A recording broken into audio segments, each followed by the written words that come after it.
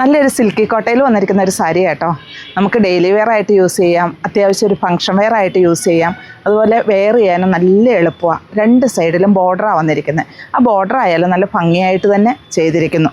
ഇതൊരു onion pink ഷെയ്ഡിലാണ് വന്നിരിക്കുന്നത്. പിന്നെ ഇതിൻ്റെ പല്ലു വരുന്നത് ഇങ്ങനെയാണ്, സ്കാറ്റേഡായിട്ട് എംബ്രോയ്ഡറി വർക്കുകൾ. അതുപോലെ പല്ലുവിലും നല്ല തിക്കായിട്ടുള്ള ഡിസൈനാണ് തന്നെ. ഇങ്ങനെ നല്ല ഭംഗിയായിട്ട് തന്നെ വന്നിരിക്കുന്നു. വിത്ത് ബ്ലൗസാണ്. ബ്ലൗസ് പീസ് സ്ലീവിൻ്റെ എൻഡിൽ മാത്രം ആ ലേസ് വന്നിട്ടുണ്ട്. ഇതിൻ്റെ റേറ്റ് വരുന്നത് 1865 ആണ്.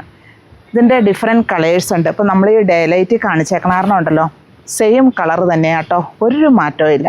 ഇതൊരു പിസ്ത ഗ്രീൻ ഷെയ്ഡ്.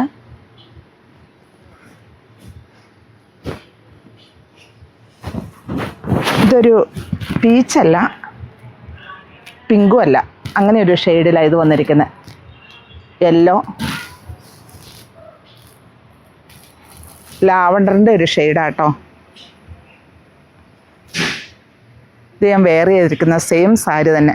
ഇതിൻ്റെ കളേഴ്സിലൊന്നും ഒരു മാറ്റവും ഇല്ല, സെയിം കളറ് തന്നെയാണ് വന്നിരിക്കുന്നത്. ഞാൻ ഡേ ലൈറ്റ് തന്നെ, കാരണം ഈ സിൽക്കി കോട്ടയിലൊക്കെ ഉണ്ടല്ലോ, നമുക്ക് ഈ കളർ പറയാൻ അത്ര എളുപ്പമല്ല. അപ്പം അതുകൊണ്ട് തന്നെയാണ് ഞാൻ ഈ ഡേ ലൈറ്റ് തന്നെ കാണിച്ചിരിക്കുന്നത്. റേറ്റ് 1865.